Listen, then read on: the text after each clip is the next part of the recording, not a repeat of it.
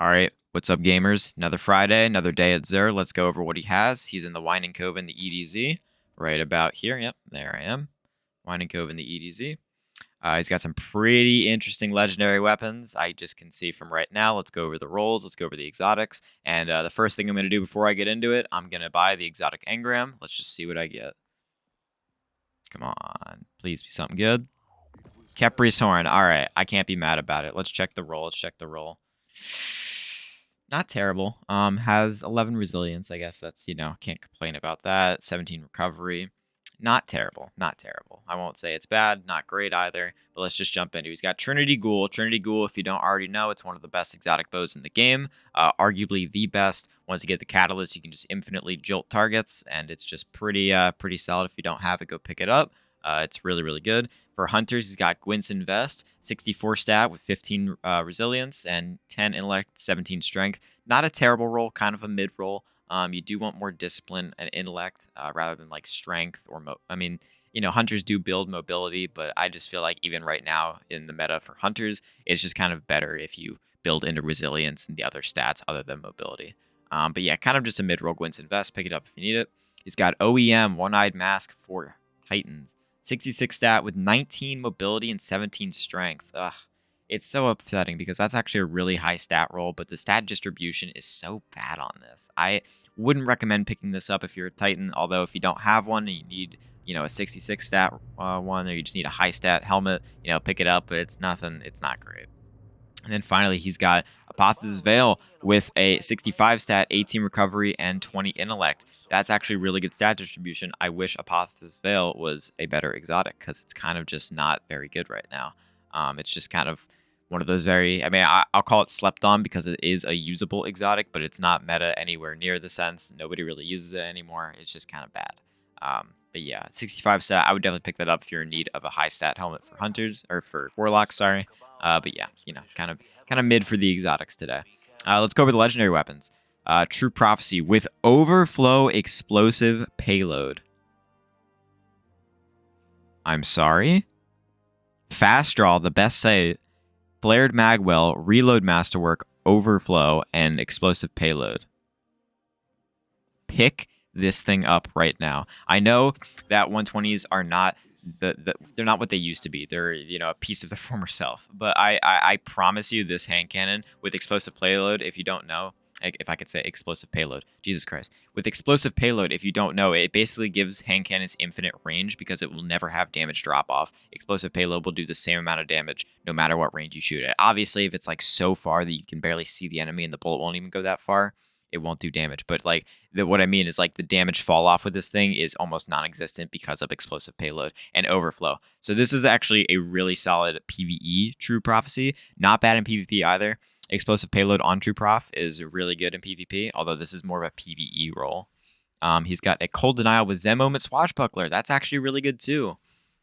Definitely pick this thing up. This is the Season of the Rivals Pulse Rifle. It's a 340, so it does rival against, the Messenger and No Time to Explain and Legal Action. Although I would definitely pick this up. It's definitely like a collector's item type of deal. It's just like an old Pulse. He's got a Tears of Contrition, sorry. Well-rounded Vorpal, not a terrible roll. You could definitely pick this thing up if you're in need of a good one.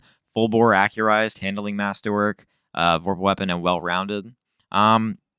Yeah, you could skip this one. Really, there are better scout rifles in the game. I'm not the biggest fan of the 180 archetype, to be honest. And if I do use a 180, I use what's it called?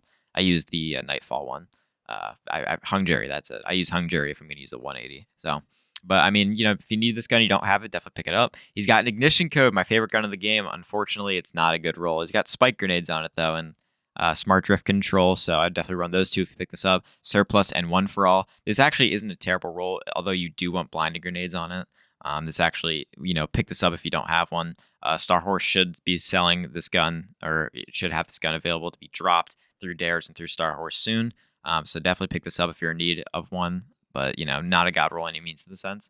He's got a 7th Seraph CQC-12 with auto-loading snapshot. Not a bad gun. Not a bad gun. This is kind of a rare shotgun, too. This is from Season of the Worthy, so this is like almost 3 years old now. You can see the old Season of the Worthy ornament there I got on it. Smoothbore, corkscrew, probably run corkscrew, smoothbore, just PvE. PvP is like the worst barrel for shotguns. You got light mag, definitely run light mag, auto loading snapshot, reload masterwork. This gun's pretty good. I would definitely pick this up. If you don't have this, like I said, that's a rare shotgun. The Corsair's Wraith, outlaw kill clip. That's really, really solid. Charge time masterwork too. Enhanced battery, definitely run enhanced battery there with full bore, outlaw kill clip, and charge time. That is really solid. Definitely pick this thing up. This is not going to rival any of the meta linear fusions that we have in the game right now, but this is really solid. I would definitely pick this up because this is also another rare gun. And then he's got the class specific swords, which he has the crown splitter with Vorpal. I might actually pick this up just because I don't have a crown splitter with Vorpal. I know it's not very good, but I still just like to have one with Vorpal because you never know. One day the class specific swords could be meta, and you never know.